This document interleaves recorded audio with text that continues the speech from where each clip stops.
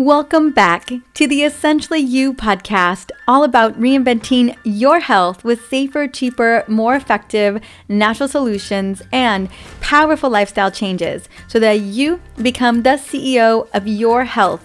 I am your host, Dr. Marisa Snyder. Have you recently gone and had your labs done and found out that your cortisol levels were completely whacked out? Or maybe you haven't had your labs drawn, but you are waking up tired. And maybe you're feeling a little bit more energy in the middle of the day, but around 4 or 5 o'clock, you begin to crash again. Or maybe you are feeling wired and tired right when you're trying to go to sleep and you can't stop the mental chatter. If any of these things are happening, then you are in the right place. Because today's Q&A Friday, I'm going to be addressing a question that I get every single week. And that question is sent in by Melanie a lot.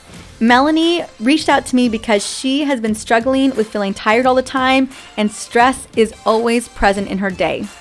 Here is Melanie's question.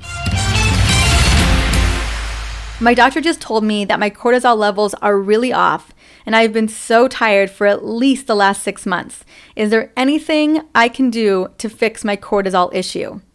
Now, this is such a great question because most of us are struggling with cortisol issues. And if you're wondering, well, do I have a cortisol issue? Then I want to share a quick assessment with you. Now, I'm going to be sharing some important statements in this assessment. And if you relate to 2 or 3 or more of them, most likely you could use a little cortisol support, which I'm going to lay out today in this episode a little later on. So if you're ready, let's do the cortisol assessment. You find yourself saying, I gotta go, I'm running late, or I'm super busy. You find that your calendar is consistently overscheduled. You find that you're feeling upset or irritated when things change unexpectedly in your day. You feel irritated when obligations stack up and you're not able to handle them. You often feel overwhelmed by the lack of support that you have every day. You wake up feeling that there isn't enough time in the day to get everything done. You go to bed worrying that you did not finish your to-do list. You frequently feel there's always something more you should be doing right now. You find yourself craving salty or sugary snacks in the middle of the day. You feel wired and tired, especially at night. You feel exhausted in the middle of the day around 3 or 4 o'clock in the afternoon. You can't turn off all of your thoughts. Your mind is racing when you're trying to go to sleep. You rarely feel like you're completely on top of things, and you get sick easily. Coughs and infections take a long time to resolve. So did you get a chance to tally your score? If so, how did you do? If you resonated with 3 or more, then you are activating your stress response system more often than you think, leading to deregulated cortisol levels. Now, the problem is this nonstop sense of urgency drives the body into survival mode, and we're just not meant to live like every moment were life or death. Now, 90% of the time, I find that the main hormone that is whacked out is cortisol. And the thing about cortisol, on the hormone hierarchy, cortisol and insulin are at the very top. I know so often we think that it's progesterone and estrogen, but they're actually at the very bottom. What happens when cortisol gets deregulated, it actually has a domino effect that it impacts other hormones like thyroid, DHEA, testosterone, progesterone, estrogen, even co-elevates insulin, hence the abdominal belly fat that we can get when we're fully stressed out all the time. Now, your body makes cortisol in response to stress, particularly perceived stress. And when we are handling a lot of things, we're overcommitted, we're over-obligated, that means our cortisol is going to be off as a result. Now, high or deregulated cortisol levels absolutely wreak havoc in our body over time, depleting your happy neurochemistry such as serotonin and dopamine, robbing you of sleep and making you store fat, especially that abdominal visceral belly fat. High cortisol is linked to fatigue, food addictions, and brain fog. The physical toll caused by increased levels of chronic stress can be extensive. The activation of the HPA axis, known as the hypothalamic pituitary adrenal axis, also known as the stress response system, changes how the body responds to short-term stress, including cortisol release and an increase in blood glucose and free fatty acids. In a chronic fashion, these effects mount and become harmful. Considering the following from the Journal of Hormones in 2009. Chronic stress can lead to overeating, co-elevation of cortisol and insulin, a suppression of certain anabolic hormones. This state of metabolic stress in turn promotes abdominal visceral fat. Both the direct stress response and the accumulation of visceral fat can promote a ton of systemic inflammation and oxidative stress. In short, researchers feel chronic stress responses can create hormone changes that promote obesity, chronic disease states, and even increase mortality rates. Now, the root cause of cortisol imbalance is the stress response system. So it's not cortisol that's actually doing this. We got to look at the root cause of what's going on, and that is the hypothalamic pituitary adrenal axis. Now, when the HPA axis is upregulated because of too much perceived stress, that's when you churn too much cortisol. And the result? Feeling like you're constantly racing from one task to the other, feeling wired and tired. You feel quick to irritation and anger, and you may experience weight gain due to cravings and a co-elevation of insulin inside of the body. Now, since the root cause is usually the HPA axis, the key is we've got to reset that. So if we want to get cortisol levels back in gear, we've got to work at the root cause, which is the stress response system. Any other attempts at fixing other hormones will likely fail in the long term because the HPA axis was not addressed. So if we want to address estrogen dominance, we want to address insulin issues, we want to address low progesterone, we've got to address the root cause, and it's usually always connected to chronic perceived stress. So what I want to do is I want to share with you my simplified protocol for becoming more objective about your stressors and balancing cortisol. All the suggestions that I'm going to provide are proven in randomized trials, which is the best evidence we have right now. So number one, we've got to notice when we're getting triggered, right? When we think about those statements in the assessment, it's when we're feeling triggered that we find ourselves getting in trouble and we end up pouring cortisol into the body.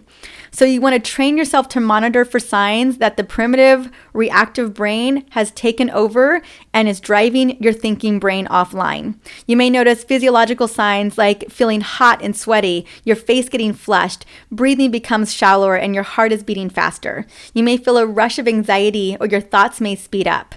You may be stuck in a fearful way of thinking and unable to see a different perspective, and you may feel panicky and want to act impulsively.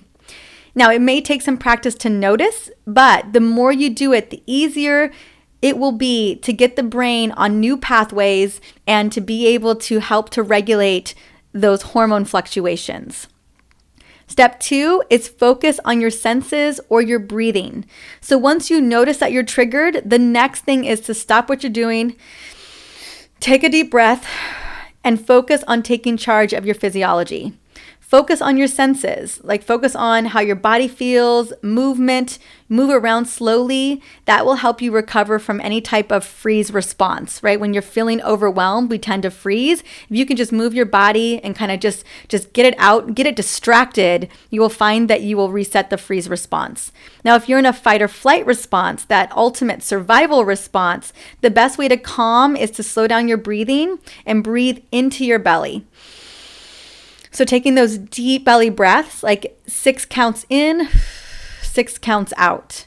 This activates your parasympathetic nervous system to put the brakes on the autonomic nervous system, which is running at the same time as the hypothalamic pituitary axis. So that's also a part of the stress response system. Now, your brain, when that happens, perceives safety and sends signals throughout the system to stop producing cortisol and return to baseline. So simply breathing will literally shut the system down. And a proactive option is to send the brain safety signals even before you ever find yourself experiencing stress or panic. Safety signals to the brain are powerful and effective. They tell the brain that everything is okay and there's nothing to panic about. Safety signals come in the form of self-care, meditation, a walk outside, breathing your favorite essential oil like lavender or bergamot. And I'm going to be sharing some of my favorite tips and self-care in just a second. And number 3 is to reach out to a friend or family member. I know we're still in isolation in many parts of the world, but texting someone, calling somebody, Zooming someone, whatever helps to relax your body and really allowing us to feel supported. Today, we are very blessed with video technology that allows us to talk to friends and family in distant locations. That means that even the elderly and individuals at high risk who are being socially isolated can benefit from you connecting with them. When you connect with the person you care about, this calms down the fight or flight and instead activates your brain's social engagement system. And then number 4, bookend your day with morning and evening rituals. You know how important it is to activate the self-care. It's critical to reducing stress levels. Honestly, I wouldn't talk about self-care so much if I didn't think it was a non-negotiable for you, me, and everybody, but especially women who have more on their plate than they think that they can handle at any given day. Now, the beautiful thing is there's all different ways to do self-care. It could be affirmations. It could be just breathing deeply. It could be grabbing your favorite essential oil and putting it on in the morning, first when you wake up and throughout the day. It could be eating right, hydrating, movement. I think movement's such a great way to do self-care. And again, it really distracts the body and sends beautiful safety signals to the brain. Gratitude. So I do gratitude journaling in the morning. And then I have a crystal that I have at my bedside. And then I do gratitude prayers with my crystal before going to bed. So I bookend my day, my morning and my evening with gratitude. Also, like I said, day setting, meditation, journaling, any and all of these things are super, super helpful to helping to create a more relaxed body and to ensure that you are not over-triggered by a perceived stressed circumstance. Now, for evening rituals, I talked a little bit about one of my favorites, but you want to practice sleep hygiene, diffusing calming essential oils, reading a really good novel, listening to a calming sleep meditation, putting away all electronics before going to bed. Definitely do not check your email, and maybe even doing an Epsom salt bath. Whatever you've got time for, at least make 15 to 20 minutes before going to bed. If you race into bed like a Tasmanian devil with lip gloss on, you are going to find yourself in the mental chatter zone, and that is never going to be able to get you to sleep the way that you want.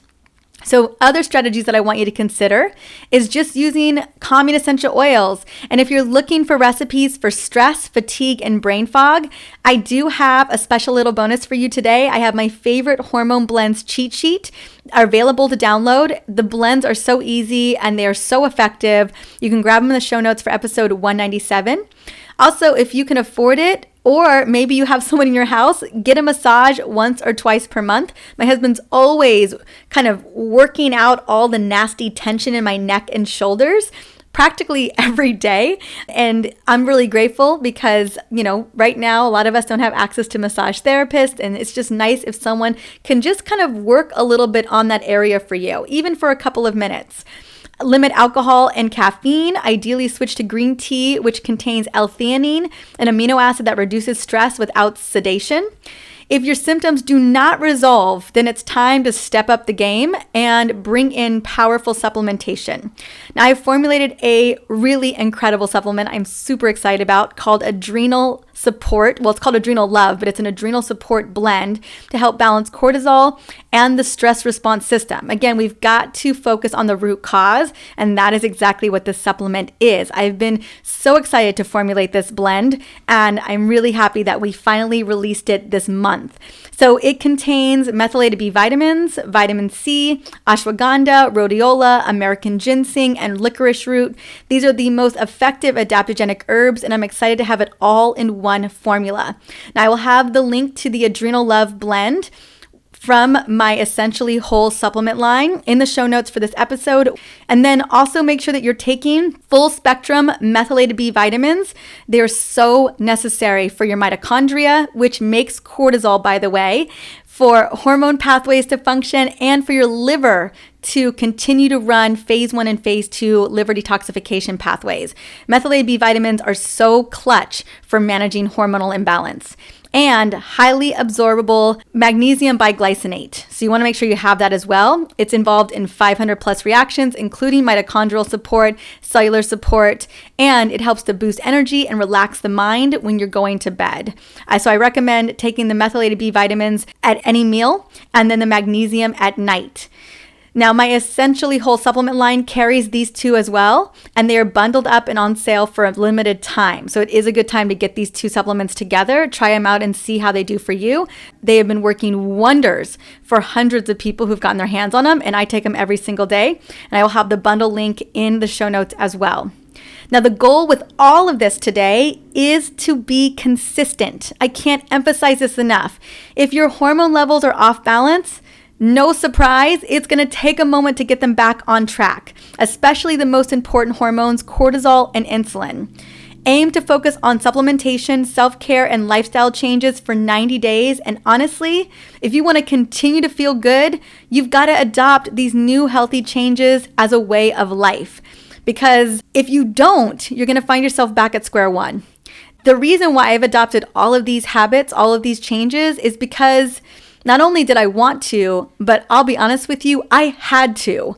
I had ruined my cortisol response system. I had completely deregulated my stress response system, and it has taken me a long time to get it back on track. And I'm just not in a place where I ever want to create that level of imbalance again. So your health is always going to be defined by the many choices that you make every single day. There is no magic bullet, and the journey never stops. So I hope that you can take the recommendations that I provided you today inside of this episode. It's really everything you need to get started.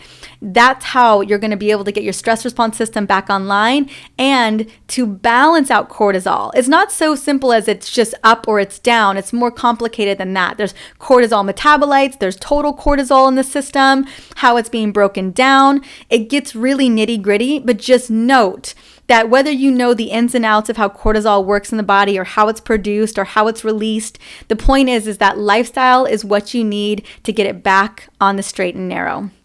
So thank you so much for stopping by and listening into the Essentially You podcast. In this upcoming episode on Tuesday, I'm excited to bring Dr. Jane to the show. She's going to be sharing how to let go of our inner perfectionist. Oh, this was a powerful interview. I can't wait for you to hear it. And until then, have an incredible day.